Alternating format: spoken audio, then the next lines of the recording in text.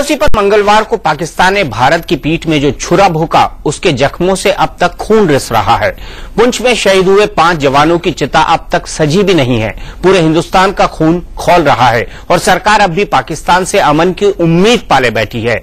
संसद से लेकर सड़क तक एक ही हुंकार सुनाई दे रही है कि पाकिस्तान को उसी की भाषा में जवाब दो, लेकिन सरकार का लहजा नरम है। वो पाकिस्तान को करारा जवाब देने के बजाय विपक्ष के आरोपों का जवाब देने में उलझी हुई है। और उधर पाकिस्तान चोरी के ऊपर सीनाजोरी पर उतर आया है। पाकिस्तान की आर्मी के बाद विदेश मंत्रालय ने भी कहना शुरू कर दिया है कि एलओसी पर उसकी तरफ से कोई फायरिंग नहीं हुई। ऐसे में बड़ी बहस का मुद्दा है कि क्या पाकिस्तान कभी शराफत की भाषा समझेगा? पाक बंदूक चलाए और हम रिश्ते सुधारने के लिए बातचीत करते रहें, क्या ये ठीक है?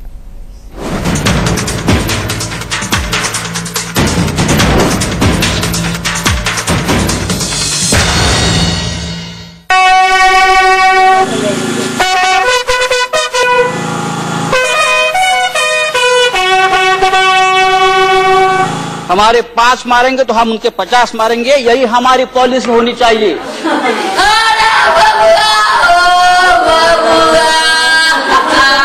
सरकार को तुरंत सिद्धांत तोड़कर उसको लड़ाई युद्ध करना चाहिए। सरहद पर 5 जवानों की शहादत का शोक अब पूरे हिंदुस्तान में आक्रोश की शक्ल ले चुका है। संसद से सड़क तक एक ही शोर गूंज रहा है, पाकिस्तान को उसकी नापाक हरकत का करारा जवाब दिया जाए।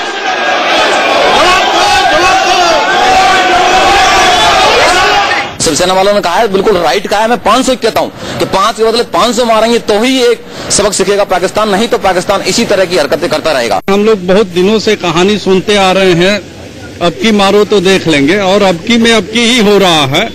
और अब इस चीज को छोड़ करके अब की हो ही जाए जो होना है। पाकिस्तान को तुरंत मुंहतोड़ जवाब देना चाहिए। और मैं समझता हूँ कि जो इजराइल की नीति है उसको अख्तियार करना चाहिए। 1 मारोगे 4 मारेंगे, तुरंत मारेंगे। अभी क्या ये खुला पाकिस्तान ने बोल दिया है कि यार ले मैंने और एक अटैक कर लिया, जो करना है कर लो। अभी तो यार हद के बाहर हो गया, अभी तो कुछ ना कुछ जरूर करना जरूरी है। अब ऐसे देख रहे हैं और कुछ कर ही नहीं रहे हैं। वो पाकिस्तान वहाँ से हमले पे हमले कर जा रहे हैं और ये चुप्पी बांधे खड़े हुए हैं। कुछ अपने बारे में भी कहें कि भारत भी बिल्कुल मजबूत है, आक्रमण करे उन पे। लेकिन सरकार अब भी दुविधा में है। देश के रक्षा मंत्री ए.के. एंटनी मान चुके हैं कि पाकिस्तान लगातार युद्ध विराम का उल्लंघन कर रहा है, फिर भी वो गोली की भाषा में बात कर रहे दुश्मन को कूटनीति की शराफत से समझाना चाहते हैं। कांग्रेस तो विपक्ष के सवालों के जवाब में कड़े मुर्दे उखाड़ने में जुट गई है। बीजेपी शहीद जवानों की बात करती है, लेकिन उन्हें याद रखना चाहिए अप्रैल 2001 में जब बांग्लादेश बॉर्डर पर 16 बीएसएफ जवानों की हत्या हुई थी तो उन्होंने चुप्पी साध ली थी। जब एनडीए के रिजीम में बांग्लादेश राइफल्स ने बीएसएफ के 16 जवानों को कुट्टी कुट्टी करके मार डाला था, तो क्या इनके लौह पुरुष ने हमला किया था? जब पार्लियामेंट पे अटैक हुआ था तो क्या वाजपेयी जी ने हमला किया था पाकिस्तान पे? हिंदुस्तान में कोई नहीं चाहता कि जंग हो, लेकिन सवाल ये है कि क्या पाकिस्तान कभी शराफत की भाषा समझेगा? पुंछ की घटना के बाद विदेश मंत्रालय ने पाकिस्तान के डिप्टी हाई कमिश्नर को तलब किया। उम्मीद थी कि पाकिस्तान अपनी गलती मानेगा, जांच का भरोसा दिलाएगा और कम से कम खेद तो जताएगा ही, लेकिन हुआ इसका उल्टा। पाकिस्तानी विदेश मंत्रालय ने पुंछ में 5 भारतीय जवानों की शहादत को भारत का दुष्प्रचार करार दिया है, तो वहीं पाकिस्तानी फौज ने भारतीय सेना पर ही युद्ध विराम तोड़ने का आरोप मढ़ दिया। पाक आर्मी के प्रवक्ता साफ मुकर गए कि उनकी ओर से एलओसी पर कोई फायरिंग हुई है। पुंछ में युद्ध विराम उल्लंघन पर भारत और पाकिस्तान के डीजीएमओ की बातचीत में भी पाकिस्तान सीनाजोरी दिखाता रहा। अब सवाल ये है कि क्या इसके बाद भी पाकिस्तान से रिश्ते सुधरने की उम्मीद की जा सकती है? आखिर पाकिस्तान ने नवाज शरीफ के सत्ता में आने के बाद संबंध सुधारने की ऐसी कौन सी पहल कर दी है जिससे भरोसा हो कि बातचीत से रिश्ते सुधर जाएंगे? मिथिलेश कुमार के साथ राकेश कुमार सिंह, दिल्ली, इंडिया न्यूज।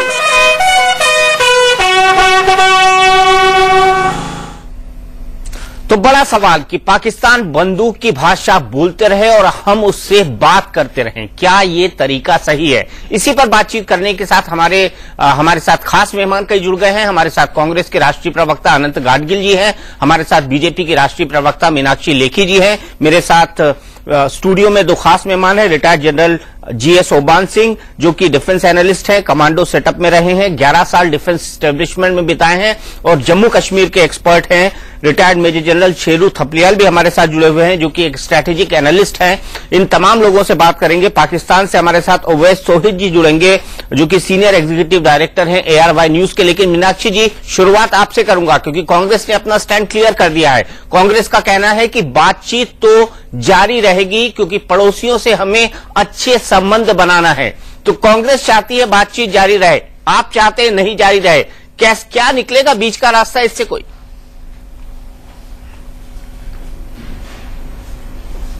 देखिए, जारी बातचीत तब रह सकती है जब दोस्ती का हाथ बढ़ाएं, अगला वो हाथ थामने को तैयार हो। ये लगातार पाकिस्तान जो है दोहरी राजनीति में जुड़ा हुआ है कि वो अपने सिपाहियों को और कभी LET को और कभी हिजबुल मुजाहिदीन को, इन तमाम लोगों को लगातार इस्तेमाल करता है। और वो कोई नई बात नहीं है। 1950 से 47 से आप जब से इतिहास उठा के देखना चाहें वो इतिहास आपको मिलेगा। और लगातार राज्यसभा लोकसभा की अगर आप डिबेट्स पढ़ेंगे तो उसमें भी आपको पता चलेगा कि 50-51 से लेकर 60-65 तक, नेहरू जी के समय तक वही हाल था जो कि आज भारत का हाल है। और उसका कारण स्पष्ट है कि अगर आप पाकिस्तान को, मतलब मैं एक मवाली, गुंडा, बदमाश, जिस भी भाषा का आप इस्तेमाल करना चाहें, उस व्यक्ति को अगर आप स्नेह की भाषा समझाना चाहते हैं तो स्नेह के लिए जब तक जो रेसिप्रोसिटी है वो नहीं होती तो आपकी स्नेह की भाषा का कोई मतलब नहीं है। उसको मैं कायरता की भाषा कहती हूं। और उसमें 2 लाइन है जो मैं अक्सर कोट किया करती हूं कि उस भुजंग क्षमा देता उस शोभित उस भुजंग को जिसके पास गरल हो। आपके पास ताकत है तो आपके आगे लोग सिर झुकाते हैं, नमन करते हैं। और जितने गुंडे, बदमाश, मवाली हैं वो आपसे बिल्कुल भिड़ना नहीं चाहते। लेकिन अगर आप हाथ जोड़कर खड़े रहते हैं और कहते जी मार लो, खून निकाल लो, सर काट लो और हमारी तरफ से कोई रिएक्शन नहीं होगा, तो वो लगातार जो 1000 वुंड्स वाली उनकी थ्योरी है कि 1000 घाव करेंगे भारत के ऊपर, लगातार उनका खून बहाएंगे और फुल स्केल कभी वॉर नहीं होगी और वॉर हमेशा जारी रहेगी, वही अपनी पॉलिसी को फॉलो करते रहते हैं। और इसमें सबसे बड़ी जो मूर्खता अगर मुझे किसी की नजर आती है तो वो अपनी देश की सुरक्षा मंत्रालय की नजर आती है। मंत्रालय नहीं कहूंगी बल्कि मंत्री कहूंगी। मंत्रालय एक जो है आपको स्टेटमेंट बना के देता है, मिनिस्ट्री ऑफ एक्सटर्नल अफेयर्स उसको वेट करती है। मिनिस्ट्री ऑफ एक्सटर्नल अफेयर्स क्या सुरक्षा से बड़ी मंत्रालय हो गया कि आपको आज भारत की सुरक्षा की चिंता नहीं है? बिल्कुल।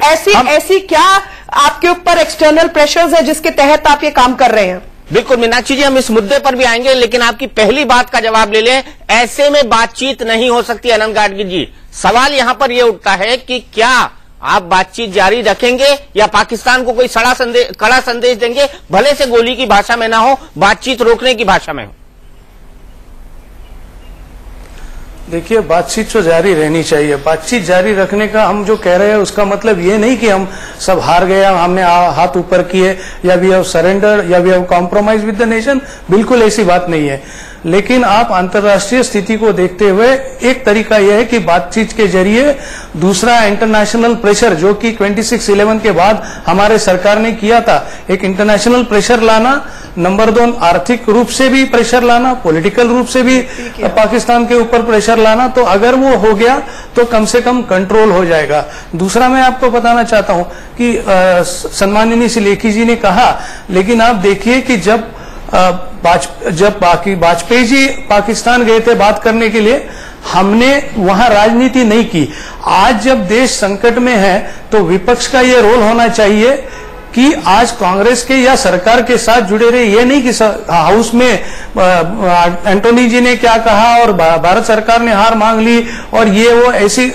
आप अमेरिका का देखिए, इजराइल का देखिए, जब उनके ऊपर नेशनल क्राइसिस इश्यू हो जाता है तो सारे विपक्ष के लोग इकट्ठे होकर सरकार के साथ खड़े रहते, कभी सरकार से सवाल नहीं करते। लेकिन आज बुरा लग रहा है मुझे कि जबकि विपक्ष के सारे पक्ष ने एकजुट होकर देश के साथ रहना चाहिए, सरकार के साथ रहना चाहिए, तो यहां राजनीति हो रही है। हमने कभी राजनीति की थी जब वाजपेयी जी वहां गए थे या पार्लियामेंट के ऊपर हमला हो गया, बांग्लादेश के बॉर्डर पे बीएसएफ के ऊपर हमला हुआ था, कभी भी कांग्रेस ने उसकी राजनीति नहीं की। लेकिन आज जो हो रहा है वो राजनीति की बात हो रही है। मीनाक्षी जी, और राजनीति कर रहे हैं कि हमने जब बातचीत चालू रखने की बात की, ये दो तरीके युद्ध इज नॉट अ सॉल्यूशन। मैं जवाब देना चाहती हूँ।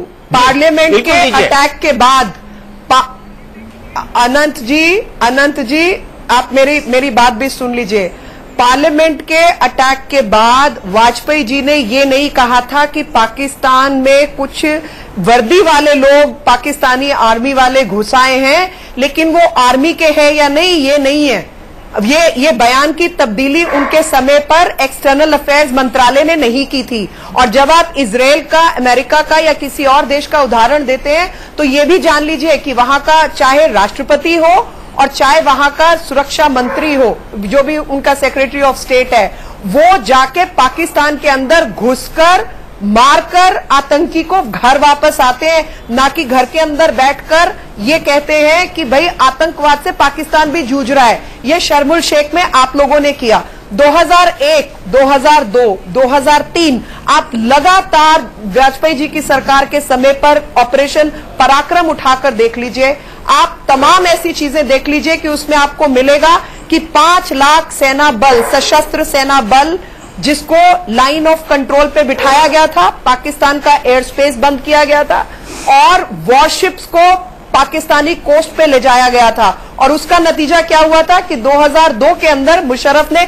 पहली बार स्टेटमेंट दिया कि पाकिस्तान की जमीन का गैर कानूनी तौर पर टेररिज्म के लिए हम इस्तेमाल नहीं होने देंगे। 2003 में उसी व्यक्ति ने यह कहा कि ये जो है पाकिस्तान के अंदर हो रहा है और हम चाहते हैं ऐसा ना हो। 2003 के आखिर के वक्त वो सीज फायर का अग्रीमेंट साइन हुआ। वो सारे चीज का आप लोगों की सरकार जब 2004 में आई, आपको उसका फायदा मिला जो कि किसी भी देश को मिलना चाहिए। लेकिन आप लोगों ने क्या किया, शर्मुल शेख में जाकर आप कहते हैं कि पाकिस्तान भी जूझ रहा है टेररिज्म से। आप जाके 26/11 के अंदर आपके जो कांग्रेस के नेता हैं दिग्विजय सिंह जैसे और तमाम लोग खड़े होके कहते हैं कि 26/11 हो सकता है आरएसएस का हाथ हो। आप लोग कहते हैं जहां पर यूनाइटेड नेशन सिक्योरिटी काउंसिल का रेजोल्यूशन है कि समझौता एक्सप्रेस आईएसआई का करतब था, वहां पे आप हिंदुस्तानियों को फंसाते। आपकी रणनीति क्या है?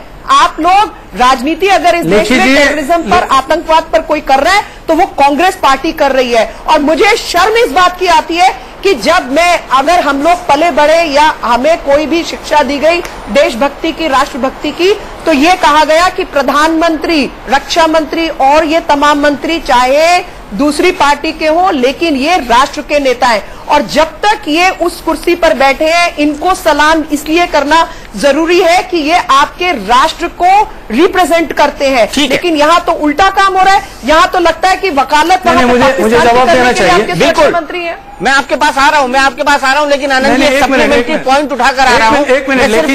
मैं सिर्फ एक लाइन यहाँ पर जोड़ना चाहता हूँ। एक जवाब देना चाहता हूँ। एक मिनट लेखी जी के एक ही सवाल का मैं जवाब। उन्होंने कहा कि अमेरिका और इजराइल के लोग अंदर जाके पाकिस्तान के लोगों के ऊपर हमला करते हैं, तो मैं यही बात आपके, जबकि आतंकवादियों को आपके फॉरेन मिनिस्टर ने अपने हवाई जहाज में लेके काबुल लेके गए थे, बड़े सम्मान के साथ लेके गए थे। भाई आज मेरे हाथ में जो ऑफिशियल फिगर है, आप देखिए, जब आपकी गवर्नमेंट थी, जब एनडीए की गवर्नमेंट थी, अनंत जी, I am sorry to have a government like this। अब मैं आपको इसका भी जवाब देना चाहती हूँ, गुलाम नबी आजाद के सन ब्रदर इन लॉ का अपहरण हुआ, आप लोगों ने 5 आतंकी छोड़े। मैं आपको डाटा के साथ बताती हूँ, आप गलत बयानबाजी को पहले जवाब दे दीजिए। आप जो नहीं, आप जो कह रहे हैं कि 2004 के अकॉर्ड के बाद 2004 के कांग्रेस जब कांग्रेस या यूपीए सरकार आ गई है तो वो एवरेज 250 के ऊपर आ गया, ये मैं 250 से कम हो गया। ये मैं ये नहीं कहना चाहता हूं कि ये फिगर अच्छी है, लेकिन बार बार जो यूपीए और कांग्रेस के ऊपर आप हमला चढ़ा रहे हैं, आपके राजनीति में एनडीए का सब गवर्नमेंट था, तो एनडीए के गवर्नमेंट में ना तो इन्फ्लेशन कम थे, लेकिन फिर भी जो डेथ सिविलियन की डेथ थे और not only civilian but army के लोगों की भी मौत, ये आपके एनडीए के राज में फिगर ज्यादा है। सुन लीजिए, जब आप मेरी बात थे तो मैं चुप बैठा, आपको मौका दिया, लेकिन आप जब मैं जवाब दे रहा हूं ऑपरेशन पराक्रम तो तैयार नहीं। ऑपरेशन पराक्रम से आपने क्या राजनीति, आपकी राजनीति पार्लियामेंट में यही चल रही है कि आप किसी को बात ही करना नहीं देते, आपको समझा रही हूँ ना, चलाने को नहीं देते, आपकी राजनीति समझा रही हूँ।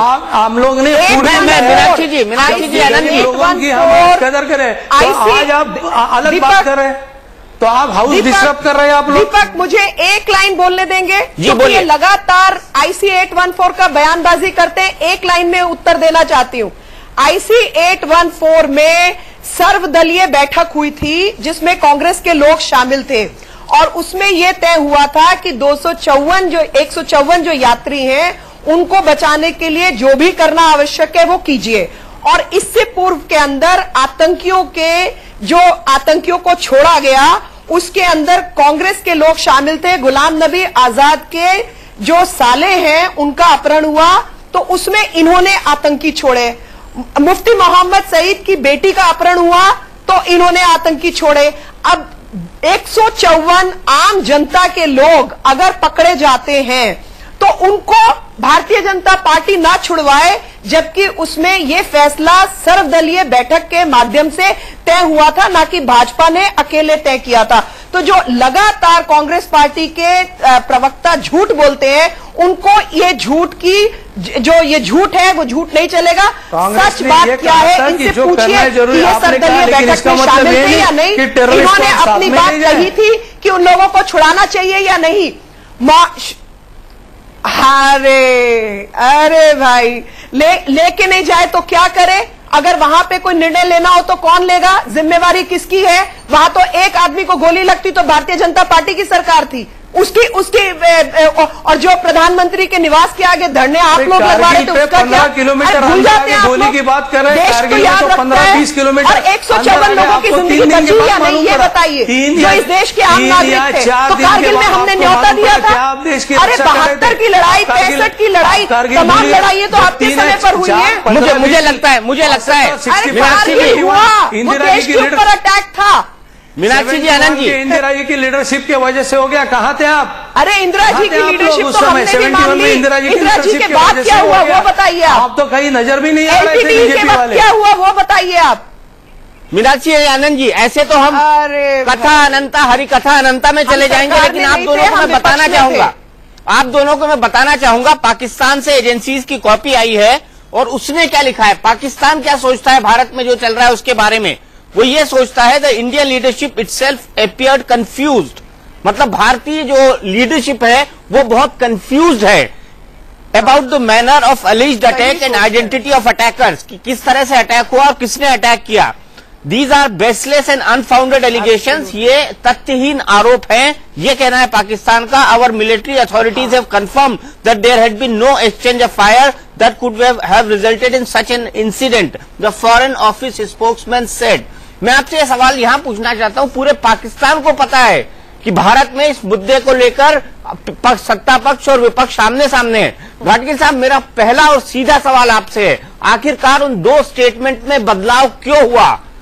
पहला ड्राफ्ट डिफेंस मिनिस्ट्री ने बताया था, जिन्होंने उनको पाकिस्तानी सैनिक बताया, और दूसरा ड्राफ्ट, सच कह रही है मीनाक्षी लेखी जी, वो फॉरेन अफेयर मिनिस्ट्री ने बताया, ताकि बातचीत की विंडो सितंबर में जब यूनाइटेड नेशन जनरल असेंबली हो तब नवाज शरीफ और प्रधानमंत्री के बीच खुली रहे। एक तो पाकिस्तान में जो लिख रहे हैं ना, वो उनके कन्वीनियंस से लिख रहे हैं, तो उनके लिखने से हम अपना ओपिनियन नहीं बता मौका तो हमने दिया है ना सर, ये लिखने का मौका हमने दिया है, हमने अपने बयानों को कॉन्ट्राडिक्ट किया है। एंथनी जी ने हमने ना वो कुछ भी कहेंगे, उनको चाहे उनकी पोजीशन बचाने के लिए वो कुछ भी कहेंगे, कुछ भी लिखेंगे। एंथनी जी ने हाउस में क्लियर कट कह दिया कि उन्होंने जब बयान दिया तब उनके सामने जब इंफॉर्मेशन थी उसके मुताबिक उन्होंने बयान दिया है। और उन्होंने ये भी स्पष्ट किया है कि जब आर्मी चीफ वापिस आएंगे उनके पास के बाद और अधिक जानकारी जो मिलेगी वो पेश करेंगे। लेकिन गाडगिल साहब, डिफेंस मिनिस्ट्री और डिफेंस मिनिस्टर ये दोनों अलग अलग बातें क्यों कर रहे हैं 2 घंटे के अंतर में? मैं ये जानना चाहता हूं।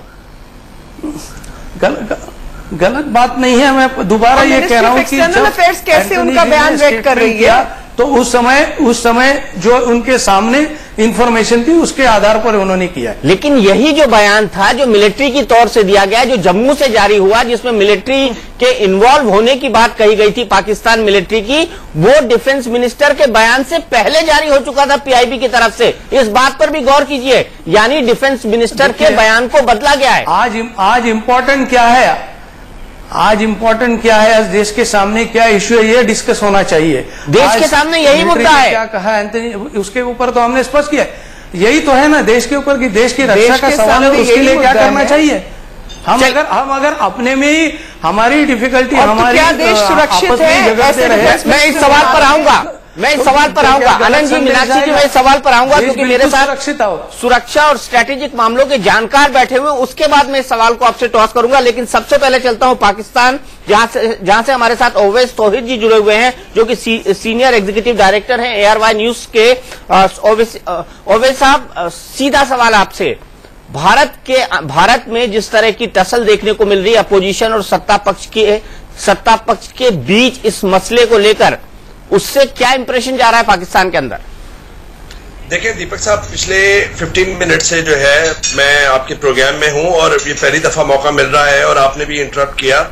ये मुद्दा पुराना है, पाकिस्तान और इंडिया की टेंशन पर आप प्रोग्राम करना चाह रहे हैं, लेकिन मुझे as a media person, as a media manager in Pakistan, मुझे ऐसा लगता है कि कांग्रेस और बीजेपी का मुद्दा ज्यादा है, जो आपके प्रोग्राम के थ्रू मुझे इंप्रेशन मिला, जो आपने भी उनको कहा। ये मीनाक्षी जी से विद ड्यू रिस्पेक्ट और आनंद साहब से जो कांग्रेस के हैं इस वक्त आपके सब प्रोग्राम में है, उन सबसे हमारी जो गुजारिश ये है कि हमें वाजपेयी साहब से यहाँ पे मुलाकात का मौका मिला जब बस डिप्लोमेसी पे वो आए थे और प्रधानमंत्री यहाँ पे नवाज शरीफ साहब थे। उसके बाद मुशर्रफ साहब के दौर के अंदर वाजपेयी साहब आए, LK अडवाणी साहब आए। हमें ऐसी भाषा सुनने को नहीं मिली। पिछले साल मैं अपनी फैमिली के साथ दिल्ली में था और जितने भी थिंक टैंक्स हैं और जो पॉलिटिशियंस हैं वो यहाँ पर आते हैं, हमारे घरों पर आते हैं, हम उनके घरों पे जाते हैं, आम जनता से बात होती है। इस तरह की टोन जो है वो नजर नहीं आती और हो सकता है कि टीवी की वजह से, हो सकता है कि इनकी आपस में इस वक्त टेंशन इतनी ज्यादा है कि वो जो असल मुद्दे पे जो बात करना चाह रहे हैं, असल मुद्दा तो ये है कि भाई बहुत पुराना मुद्दा है और ये सियासी खिलाड़ी जो है वहां के यहाँ के वो भी पुराने खिलाड़ी हैं। नया मुद्दा होना चाहिए और सामने होना चाहिए कि अब जो है डायनेमिक्स चेंज हो गई है, पाकिस्तान में भी डायनेमिक्स चेंज हो गई है। डायनेमिक्स चेंज हो गई इसका मतलब 5 सैनिकों को मार दे बॉर्डर पर, मैं ये जानना चाहूंगा अवैध साहब।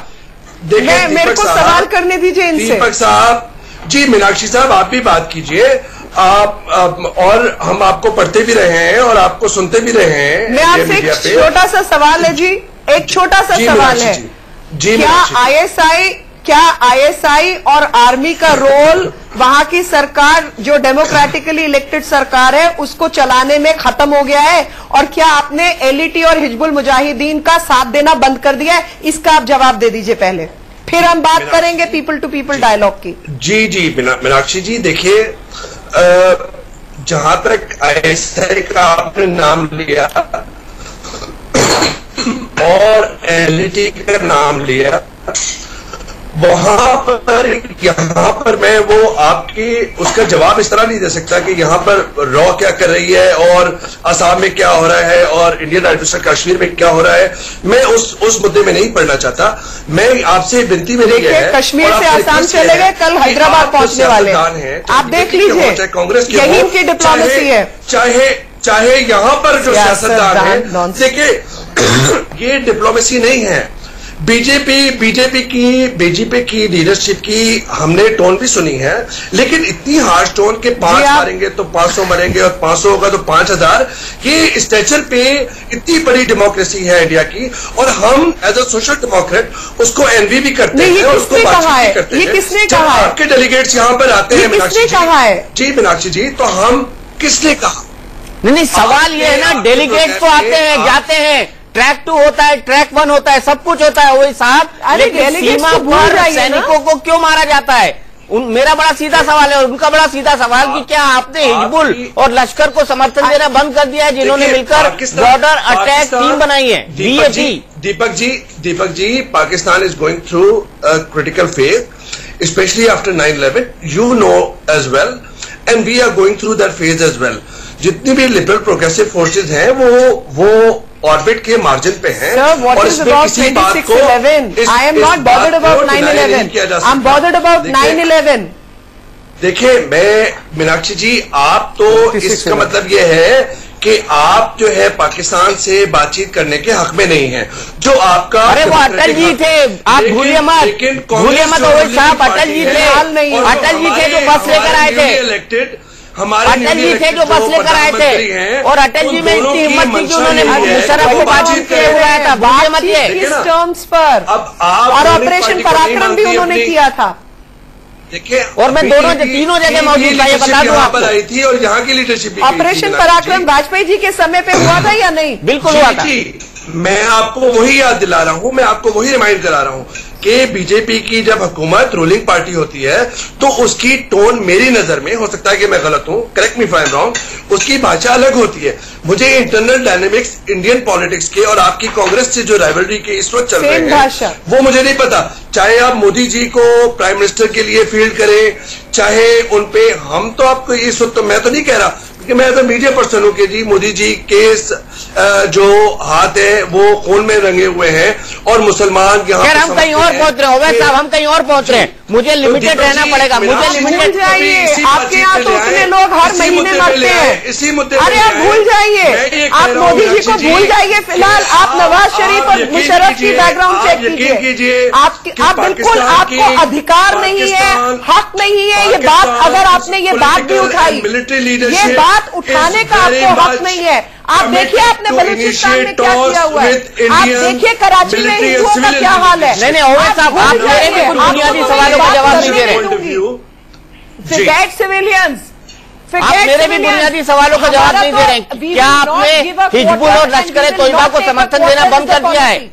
क्या आपने हाफिज सईद को समर्थन देना बंद कर दिया है?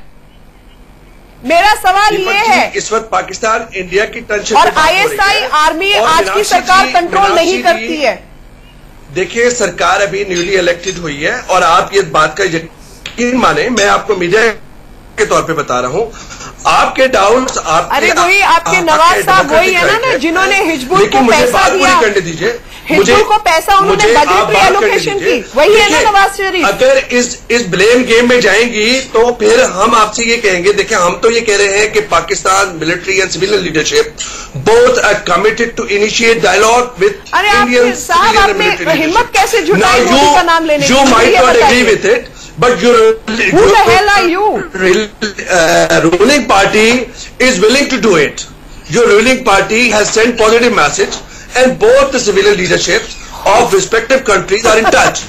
Oh yes, that is that. चलिए, आनंद गाडगिल साहब से पूछता हूँ, आनंद गाडगिल साहब, क्या आपने पाकिस्तान को बातचीत के लिए कह दिया है, जैसा ओवैस तौहीद साहब बोल रहे हैं, क्या आपने पाकिस्तान को कह दिया है कि हम सितंबर में नवाज शरीफ और मनमोहन सिंह मिलेंगे? मीनाक्षी जी एक जवाब आनंद गाडगिल जी से भी ले लीजिए। तो हम यहाँ पर और भी सवालात होते हैं, बहुत पे नहीं जा रहे। ये एकेडमिक डिबेट मैंने बड़ी की है टाइम स्क्वायर पर, और परवेज मुशर्रफ साहब ने देख के सराहा भी है, तो मैं इस डिबेट में न जाऊं। आनंद जी से सीधा सवाल पूछता हूं, पाकिस्तान की तरफ से एक पत्रकार का दावा है कि भारत की तरफ से संदेश जा चुका है कि सितंबर में मनमोहन सिंह और नवाज शरीफ मिलेंगे, क्या मिलेंगे, और सैद्धांतिक तौर पर यह तय हो चुका है? देखिए, हमने कांग्रेस की पहले से पॉलिसी रह चुकी है और उसमें कोई चेंज नहीं है कि बातचीत के जरिए हम ये पूरा इशू कम करना चाहते हैं, डिफरेंसेस कम करना चाहते हैं। तो इसमें कोई चेंज होने वाला नहीं है, ये बार बार हम कह चुके हैं। यानी नवाज शरीफ और मनमोहन सिंह मिलेंगे? नहीं, देखिए अभी वक्त आने दो ना, अभी तो 1-1.5 महीना बाकी है। आप दोनों की तरफ घूमूंगा, बहुत पेशेंटली इस डिबेट को सुन रहे हैं। सबसे पहले रिटायर्ड जनरल जीएस ओबान सिंह साहब, आपके पिताजी 1971 वॉर के, अगर उनको वॉर हीरो कहा जाए तो गलत नहीं होगा, उन्होंने इतना बड़ा काम किया था इस देश के लिए। आपने इस आधे घंटे के डिस्कशन को सुना, पाकिस्तान के तर्क, कांग्रेस के तर्क और बीजेपी के तर्क, तीनों आपने सुने। एक मिलिट्री मैन होने के नाते, एक सुरक्षा एक्सपर्ट होने के नाते, ये जो डिफरेंट वॉइसेस हैं, आप इसको किस तरह से एनालाइज करते हैं? थैंक यू दीपक जी, आपने आधे घंटे के बाद हमारे को मौका दिया है बोलने के लिए। उनका डिस्कोर्स ऐसा था कि मैं उनको कहीं रोक ही नहीं पा रहा था। बड़ा इंटरेस्टिंग डिस्कोर्स था, उसी पे मैं थोड़ा सा बातचीत करना चाहता हूं। कोई कहता है बातचीत करो, कोई कहता बातचीत मत करो। मेरे विचार में बातचीत करना जरूरी है, लेकिन एक चाइनीज प्रोवर्ब है, चाइनीज कहावत है, talk softly but carry a big stick. मतलब तरीके से बात करो, जेंटलमैनली तौर से बात करो, लेकिन लाठी हाथ में होनी चाहिए। जो मुल्क मजबूत है वो अपने आप अपना काम करवा लेता है। अभी ये बातचीत चल रही है कि जी डायलॉग होना चाहिए। डायलॉग तो पिछले 60-65 साल से चल रहा है। अच्छा, डायलॉग अभी कहते हैं, ये आपके पाकिस्तानी गेस्ट आए हैं, कहते हैं जी बातचीत होनी चाहिए। मैं उनसे ये सवाल पूछना चाहता हूं कि हिंदुस्तान की हुकूमत, हिंदुस्तान की जो गवर्नमेंट है, किससे बातचीत करे? चेंज हुआ है वहां पर, नवाज शरीफ साहब आए हैं, सुनने में आया है कि ये जितने जिहादी ग्रुप्स हैं उन्होंने मदद की है उनको गवर्नमेंट में लाने के लिए।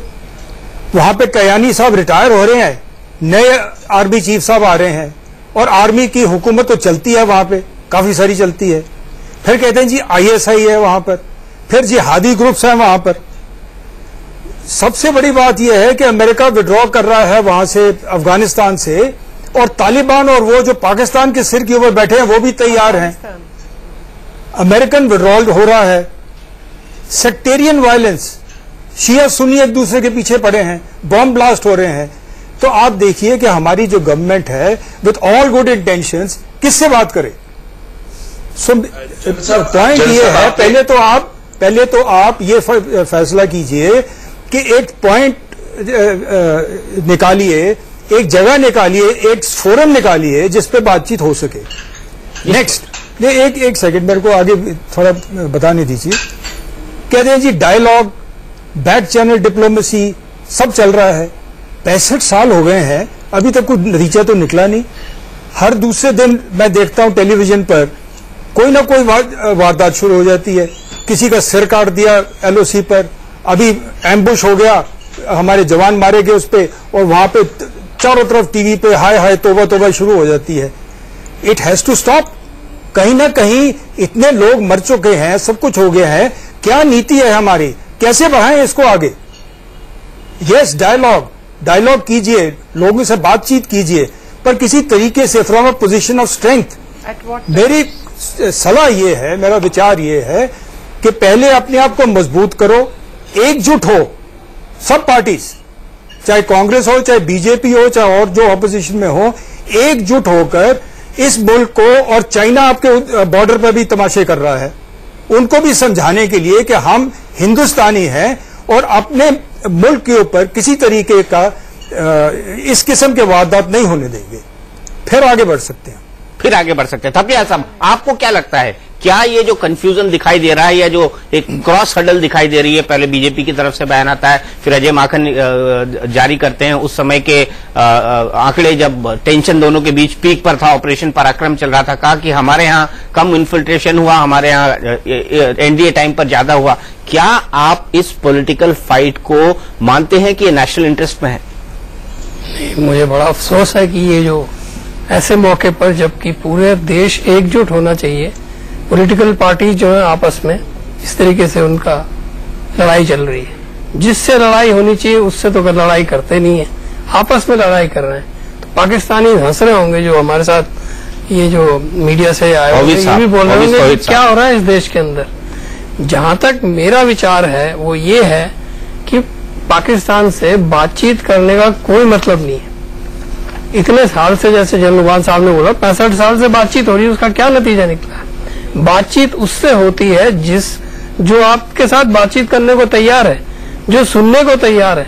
पाकिस्तान बोल रहा है जी हमारे सिपाहियों ने इनको मारा ही नहीं, तो 5 आदमियों को किसने मारा, कहां से आ गए लोग? और कहते हैं जी टेररिस्ट जो है वो हमारे अंडर कंट्रोल नहीं है। तो ये किस किस्म की फौज है जिनके अंडर कंट्रोल ही नहीं है टेररिस्ट? बिल्कुल बड़ा सवाल है, किस किस्म की फौज है अगर एलओसी में टेररिस्ट इस तरह से घूमते हैं और अगर मार के भी जाते हैं? गाडगिल साहब, एक एक्सपर्ट का कहना है कि बातचीत बिल्कुल नहीं होनी चाहिए, थपलियाल साहब का। दूसरे हमारे एक्सपर्ट है रिटायर्ड जनरल जीएस ओबान सिंह साहब, उनका साफ कहना है कि बातचीत किसके साथ कर रहे हैं हम? इलेक्टेड लीडरशिप के साथ, जिस पर आईएसआई और सेना दोनों कंट्रोल रखती है, और 65 साल से बातचीत चल रही है। आखिरकार हम कहां तक पहुंचे? इन मुद्दों के बीच भी आपको लगता है, इस माहौल के बीच भी आपको लगता है कि बातचीत होनी चाहिए? क्या 71 आप भूल गए? जब समय आ गया तो हमारे सरकार ने कड़ा जवाब दिया था। 65 आप भूल गए?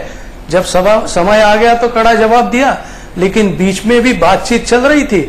और ये बातचीत का मतलब सिर्फ ये नहीं कि भाई शरीफ साहब मिले और मनमोहन सिंह साहब मिले। इंटरनेशनल प्रेशर बढ़ाना चाहिए, वो भी हम कर रहे, जैसे कि 26/11 के बाद भी यूपीए सरकार ने किया था।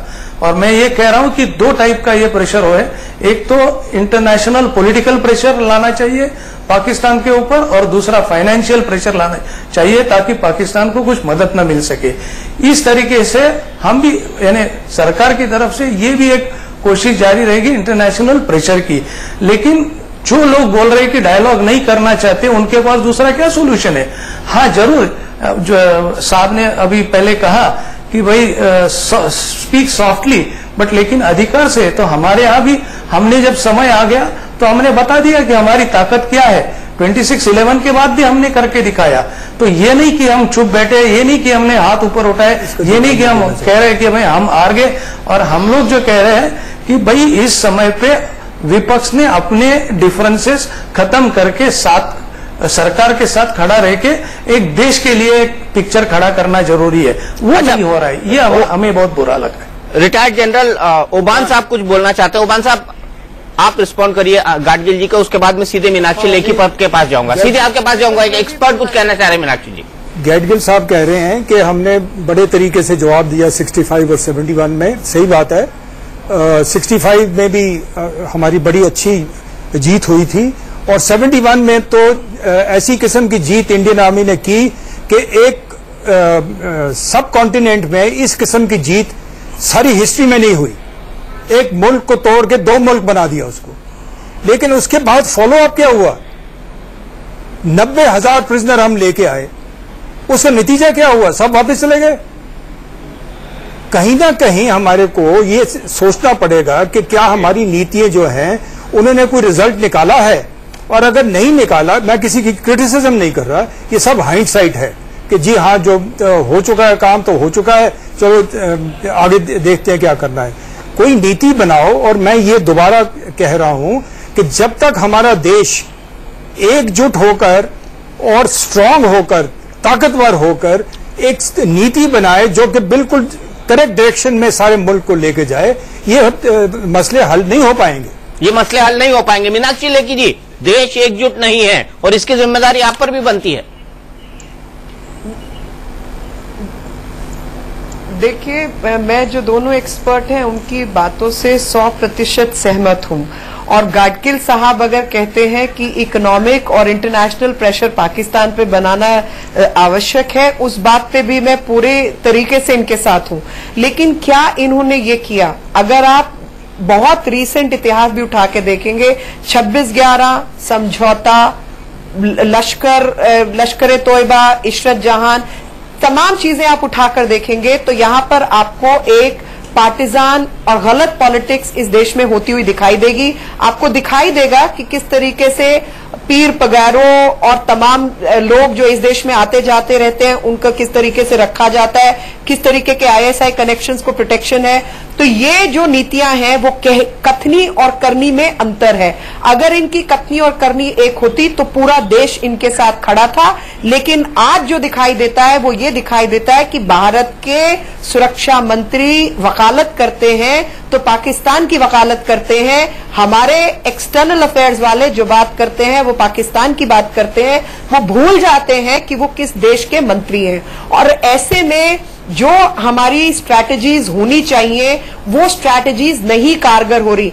1990 से 1996 के अंदर और उससे पहले नेहरू के समय में सबसे अधिक infiltration lock stock and barrel अगर हुआ है तो इस देश में हुआ है। इंदिरा जी के समय में तब्दीली आई, लेकिन जैसे उबान साहब ने कहा कि हम 90,000 सैनिकों को पकड़ के ले आए, आपने क्या किया? आपने भुट्टो को जाने दिया बिना एग्रीमेंट साइन कराए, बिना ये कहे कि भैया ये रहेगा या नहीं रहेगा, आपने वो अचीव नहीं किया। उसी तरीके से मुशर्रफ से जब आपने सीज फायर एग्रीमेंट 2003-4 में करवा लिया तो उसके बाद आपने उसका फायदा उठाया, आपके यहाँ इन्फिल्ट्रेशन कम हुई और उसका क्रेडिट आप लेना चाहते हैं भले ही लीजिए, लेकिन उस क्रेडिट से ज्यादा शर्मुल शेख में जाकर आपने उस सारे के सारे के ऊपर पानी फेर दिया, ये कहकर कि पाकिस्तान खुद जो है इन्फिल्ट्रेशन से सता हुआ है। जब पूरे विश्व ने, यूनाइटेड नेशन सिक्योरिटी काउंसिल ने समझौता को लेकर एक टेररिस्ट स्टेट डिक्लेयर करने का पाकिस्तान को धमकी दे दिया, बिल क्लिंटन और तमाम लोग पहुंच गए, आपने क्या किया? उसको क्लीन चिट आपने दी। तो मेरे को जो समझ नहीं आ रहा है और उसके पीछे क्या सियासत है, मतलब मैं तो राष्ट्रभक्त देशभक्त लोगों में से हूं, मुझे ये नहीं समझ आ रहा कि ये सरकार क्या वाकई भारत के हित में काम कर रही है। आनंद गाडगिल साहब जवाब दीजिए, जवाब दीजिए। जब बात आती है अंतर्राष्ट्रीय माहौल, अरे अंतर्राष्ट्रीय माहौल भारत बनाएगा। क्यों बेबस और लाचार नजर आते हैं हम पाकिस्तान के सामने? गाडगिल साहब जवाब दीजिए। और ये मेरा सवाल नहीं है, देश के हर उस आदमी का सवाल है, हर उस शहीद का परिवार कह रहा है कि युद्धम देही युद्धम देही। ये उस शहीद के पिता ने कहा है जो मंगलवार की रात को मारा गया बिहार में। नहीं, मैं ये भावना समझ सकता हूँ, ये रिएक्शन ऑब्वियस है, लेकिन इसका ये मतलब नहीं है कि कल हम वॉर चालू करें। इंटरनेशनल प्रेशर की जो मैंने बात की और जो स्वीकार की लेकी जी ने, तो क्या मतलब जो है बिल क्लिंटन या बाकी सारे जो उदाहरण दे रहे, पाकिस्तान में रह चुके हुए अमेरिका के एक दो जो एम्बेसडर है उनके अगर आप किताब पढ़ेंगे तो उन्होंने भी लिखा है कि जिस तरह से भारत सरकार ने यूनाइटेड नेशंस हो या बाकी के कंट्रीज के थ्रू पाकिस्तान के ऊपर प्रेशर लाने की कोशिश की और उसके वजह से ही सिचुएशन बहुत कंट्रोल हो गई, नहीं तो आज कुछ अलग और तरीके से हो जाता।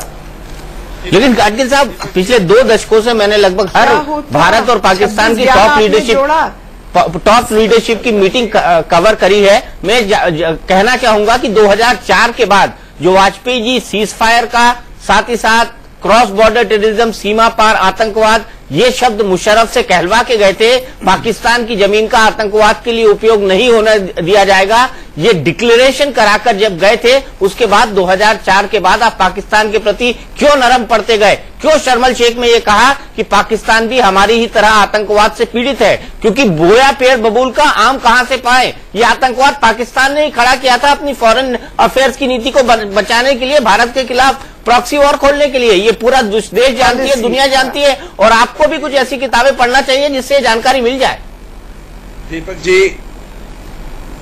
दीपक जी कुछ मैं आपके पास आ रहा हूँ, ओबे साहब मैं आपके पास आ रहा हूँ। सवाल मेरा आनंद गाडगिल जी से कहिए। मेरा सीधा सवाल है कि 2004 का जो एडवांटेज था उसको अपने लिए अपॉर्चुनिटी में नहीं कन्वर्ट कर पाई यूपीए 2 सरकार। क्या नहीं किया?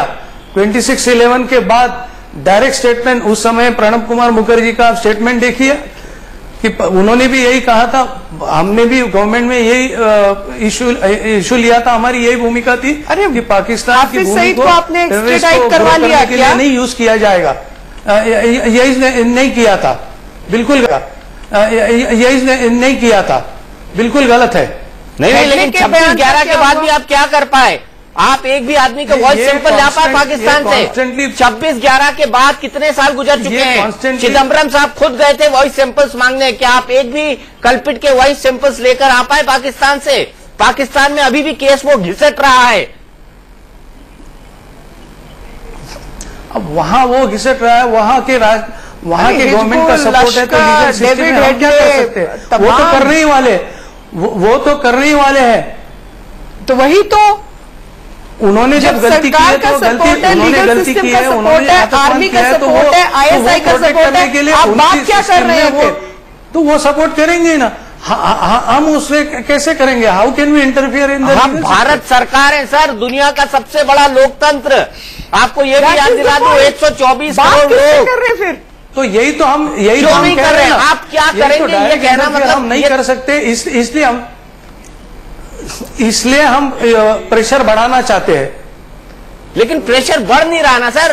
पाकिस्तान जैसा छोटा देश हमारे 5 सैनिक मार के चला जाता है और हम इसी बहस में उलझे रहते हैं कि वो टेररिस्ट है या फिर पाकिस्तान आर्मी के लोग। क्या आपके पास दूसरा कोई सोल्यूशन है कि तुरंत ये नहीं होता है तो भी वॉर करे, ये नहीं होता तो हमला करे? हाँ है। आई वुड लाइक टू जी क्योंकि हमको खत्म करना है। टिट फॉर टैट है कि ये एक मिनट बातचीत ये चल रही है। आ रहा हूँ भाई साहब, अब आपके पास ही आ रहा हूँ संक्षेप में, क्योंकि मुझे खत्म भी करना है। 45 मिनट से मैं ये कहानी सुन रहा हूँ, इसका कोई नतीजा नहीं निकलने वाला। आप ये बताएं कि भाई हमने क्या एक्शन लेना है? 1 2 3 मैं आपको बताता हूँ। 3 लेवल पे एक्शन लेना है। पॉलिटिकल लेवल पे आपने डिसाइड करना है कि बातचीत करें या ना करें। हमारा एक्सपीरियंस है कि बातचीत से कोई फायदा नहीं होता, तो सस्पेंड द बातचीत। सेकेंडली, जो आपने उनको मोस्ट फेवर्ड नेशन स्टेटस दिया है, विड्रॉ द थिंग।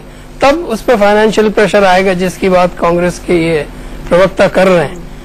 उसके बाद आप आइए डिप्लोमेटिक मेजर्स क्या ले सकते हैं। उसमें उनके ऊपर वर्ल्ड के हर फोरम में आप बताइए कि पाकिस्तान क्या कर रहा है, तब उनके ऊपर दबाव आएगा, खासतौर पे OIC के अंदर। और तीसरा है मिलिट्री मेजर क्या ले सकते हैं।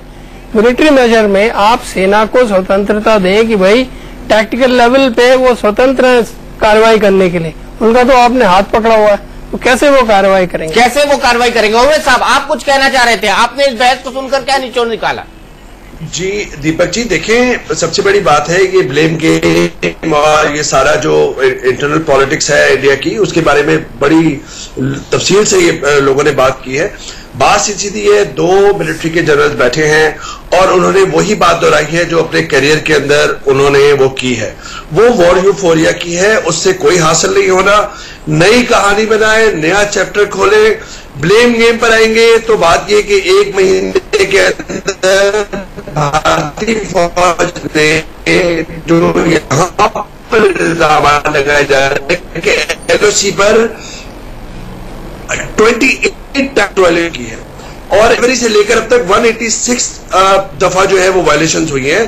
पाक फौज के 4 जवान शहीद हुए, एक आम शहरी शहीद हुआ है। बात ये नहीं है, बात ये है कि आगे आपने कैसे बढ़ना है। ब्लेम गेम में रहेंगे तो फिर लाठी एक हाथ में हो और बातचीत भी हो। पाकिस्तान से 20 साल के बाद सुन रहा हूं मैंने ये बात नवाज शरीफ जी से लेकर मुशर्रफ जी, बेनजीर भुट्टो सबके मुंह से सुनी है 1 to 1। आप भी सुन रहे हैं, हम भी सुन रहे हैं। हम ये कह रहे हैं कि जब हम इन्हीं लोगों से वेरियस लेयर्स में मिलते हैं तो इनकी भाषा दूसरी होती है और इससे ज्यादा हॉस्टाइल एनवायरमेंट में। Meenakshi, now you have to respond to that. Meenakshi, अब आपको इसका जवाब देना होगा। प्रधानमंत्री बातचीत करने जाएंगे तो ये सारे मुद्दे आने चाहिए। मैं इनके बंद करे तो दूं? बिल्कुल बंद कर दिया उन्होंने। देखिए, बहुत छोटी सी बात है कि जो जनाब पाकिस्तान से हैं उनसे मैं संक्षेप में मैंने 2 प्रश्न किए थे जिसका जवाब मुझे नहीं मिला, तो उसको मैं हामी समझती हूं कि ना तो वहां पर हिजबुल मुजाहिदीन और लश्कर जैसी संस्थाओं का इन्होंने साथ देना बंद किया है, सरकारी रूप से उनको मदद मिलती है और बजटरी एलोकेशन मिलती है। ISI और आर्मी वहां पर आज भी इंटरवीन करती है कि वहां पे भारत के हिसाब से भारत और पाकिस्तान की पॉलिसी क्या होगी, ये ISI तय करती है। हामिद गुल जैसे लोग तय कर रहे हैं, जो कि रिटायर भी हो गए हैं, कि अफगानिस्तान और भारत की तरफ। आप मेरे को मेरी बात पूरी करने दीजिए। आप अगर स्ट्रैटेजिक एक्सपर्ट हैं या आप वहां के मीडिया के लोग हैं तो मैं भी थोड़ी बहुत पढ़ाई करती हूं, तो मेरे को मेरी बात कहने दीजिए। हामिद गुल जैसे लोग जो कि रिटायरमेंट के बाद भी आज भी उन सब हरकतों में शामिल है जो कि अफगानिस्तान और हिंदुस्तान, ईरान, इराक को लेकर चल रही हैं। मकसद सिर्फ एक है, उनको डर है कि उनकी सबस्यूमेशन ना हो जाए। जिस आइडिया पर पाकिस्तान बना था वो भारत विरोधी आइडिया है। जब तक भारत का विरोध रहेगा तब तक पाकिस्तान की खुराक चलती रहेगी। आपने कश्मीर दिया, वो आसाम उठाएंगे जैसे इन भाई साहब ने भी उठाया, आपने आसाम भी दे दिया तो वो हैदराबाद उठाएंगे। लगातार इस तरीके की चीजें चलती रहेंगी। जवाब सिर्फ एक है, जिस जबान को ये समझते हैं उस जबान में इनको समझाया जाए। बीजेपी आपको जो जबान समझ आती है, आप मैंने तो नहीं कहा कौन सी जबान, मैंने तो कहा जो जबान आपको समझ आती है तो वो आप बताइए कि आपको कौन सी जबान समझ आती है। बीजेपी आरएसएस तक कहाँ पहुंच गए? क्लोजिंग कमेंट, क्लोजिंग साहब। मैं आपको इम्पोज नहीं कर रही हूँ, मैं अपनी बात कह रही हूँ। ये आपकी अपनी बात है, आपके अपने ओपिनियन है। आपने कहा कि मैं आपको रिक्वेस्ट करूंगा, हमारे जो मेहमान पाकिस्तान से हैं, मेरी ओपिनियन तो स्पष्ट है जी। आपको जो भाषा समझ आती है उसमें समझाया जाना चाहिए, क्योंकि आपको समझाना बहुत जरूरी है। अच्छा, क्लोजिंग कमेंट में आपको ये इंप्रेशन बिल्कुल गलत मिलेगा। नहीं, मैं आपको बीजेपी की सर्कल में बैठी है, वहीं पे पली बढ़ी है, इस वजह से आपको ऐसा लग रहा है। मैं आपको एक्सप्रेशन क्या गलत है, सही एक्सप्रेशन है। एक मिनट जी, जरा हमारे को भी बात कर लेने दीजिए। चलिए एक मिनट सुन लेते हैं। सुन लीजिए एक मिनट जी, सुनना भी चाहिए। हमारे जो गेस्ट पाकिस्तान से हैं, उन्होंने कहा था कि 2 जनरल यहाँ पे बैठे हैं, वो अपने सिखलाई के मुताबिक वॉर हिस्टेरिया कर रहे हैं। अब मैं आपको रिस्पेक्टफुली याद दिलाना चाहता हूं, मैंने कहा था कि डायलॉग बाय ऑल मीन्स कीजिए, लेकिन हाथ में लाठी होनी चाहिए। और यही जनरल साहब थपलियाल साहब ने कहा है, अगर आपने ट्रेनिंग कैंप एलओसी के पार लगा रखे हैं, हर रोज इन्फिल्ट्रेशन होती है, तो उसको रोकेंगे कैसे? उसका तरीका तो यही है। लेकिन हम साथ साथ कहते हैं फौज अपना काम करेगी, डिप्लोमेटिक अपना काम करें, और जरूरी ये है कि जो हम प्रेशर डाल रहे हैं लोगों पर, let the diplomatic channel active. चलिए मैं यहीं पर रोकूंगा, मेरे पास वक्त बिल्कुल नहीं है, मैं यहीं पर रोकूंगा। आप समझ सकते हैं इस बहस के सभी पहलुओं को देखकर कि किस तरह से भारत और पाकिस्तान के बीच के संबंधों की कॉम्प्लेक्सिटी है, उसके अंदर कितनी नाजुकता है, उसका राजनीतिक प्रभाव भी भारत की राजनीति पर देख रहे हैं, पाकिस्तान और भारत के संबंधों में भी देख रहे हैं। एक नया देश जन्मा है भारत विरोध के चलते ही। 65 साल से ये सब कुछ चला आ रहा है, इसे कम से कम 1 घंटे की टीवी बहस में नहीं निपटाया जा सकता। इंडिया न्यूज पर खबरों का सिलसिला लगातार जारी है, आप देखते रहिए इंडिया न्यूज।